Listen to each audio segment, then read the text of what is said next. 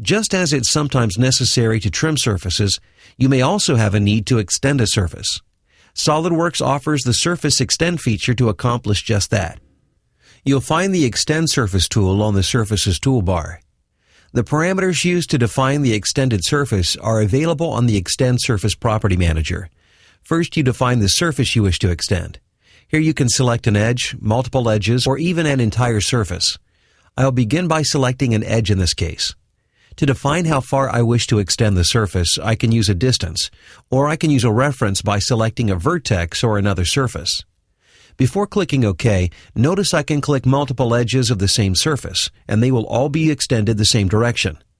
If you wish to extend every edge of a surface, you can select the surface itself. I'll clear the current edge selections and simply select the face. When the surface you're extending is not planar, you can decide how the extension will behave. At the bottom of the Property Manager, you choose whether the curvature of the surface should be maintained through the extended portion, the same surface option. Or you can use the linear option. With this option, the extended surface is tangent to the original surface.